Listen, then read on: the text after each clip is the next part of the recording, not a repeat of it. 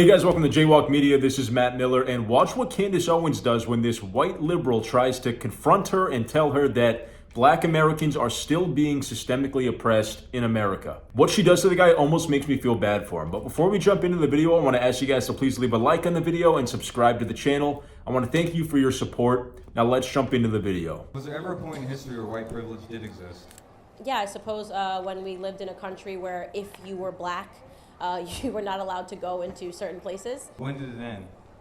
When it stopped being systemic, when there stopped being laws in place that stopped me as a black person doing what you're able to do as a white man. If you ask me whether or not I believe in economic privilege, I would tell you yes. If you ask me whether or not I think that somebody born into a family of billionaires will be afforded more privileges in life than somebody that is born in the projects of Chicago, I would say yes, because economic privilege in this country does exist. But there is no law in place that is stopping a person because of the color of their skin from gaining that economic privilege, which is why I do not believe that white privilege, which is based upon the color of your skin, exists. If you're asking me, do I think the black community has been crippled economically, the answer would be yes. It has been crippled economically by Democrat policies. You just heard me say that in there.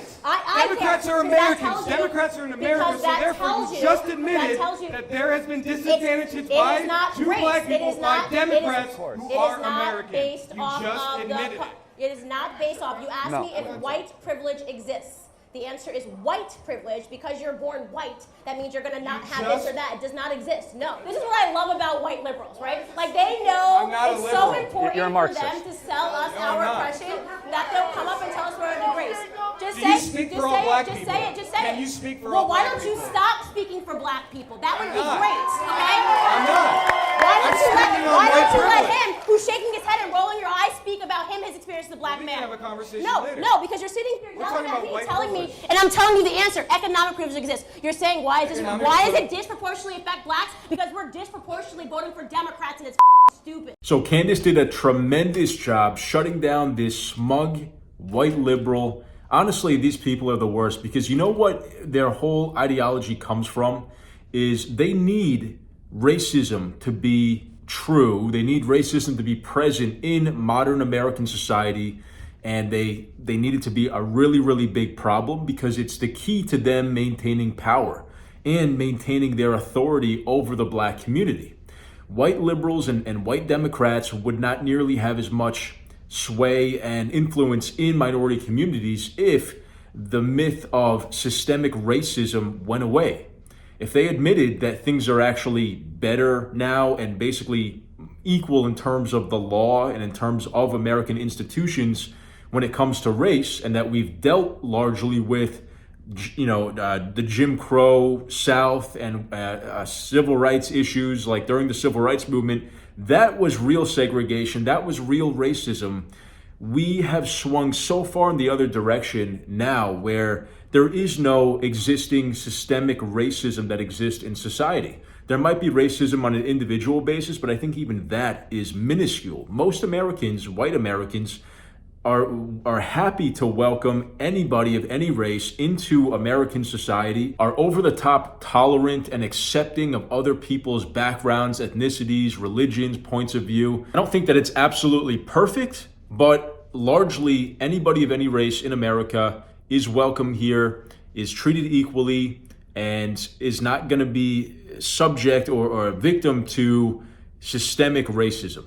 Now, the liberals don't want you to realize that because they try to tell minority communities that this deck is stacked against them and that the only way that they can actually get a leg up in American society is not by working hard or taking individual responsibility, but it's by voting for Democrats and voting for policies like affirmative action or voting for DEI policies that are basically going to force racial quotas in different employment institutions or academia or wherever, different areas in our society where they say systemic racism exists.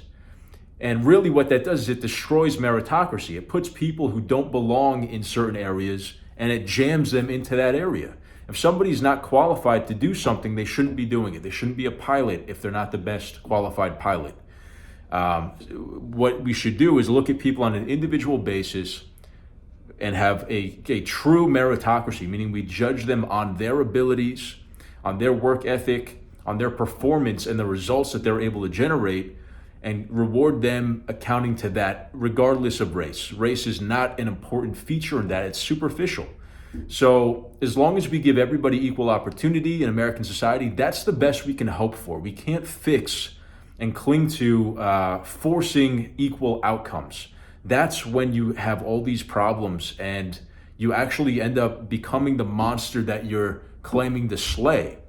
Because you have to basically say no to certain people that are qualified in order to get the proper ratio or quota that you're looking for, whether it be, airline pilots or people being accepted into colleges, people being accepted into certain jobs or whatever it is.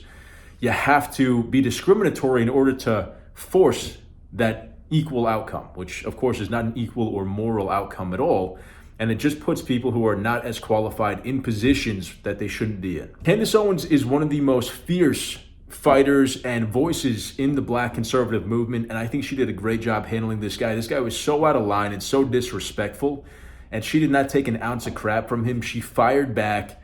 When he raised his voice, she raised her voice and gave it right back to him. And that's exactly what we need to do. We can't give an inch when it comes to these things. We need to make sure that they hear us loud and clear. They have no qualms over raising their voice, so we shouldn't have any qualms over raising our voice and making sure our message is heard. So anyway, let me know what you guys thought of this clip in the comments. If you liked the video, please leave a like and subscribe to the channel and ring the notification bell so you get notified when we post new content. Thank you again for watching, and I'll see you guys in the next video.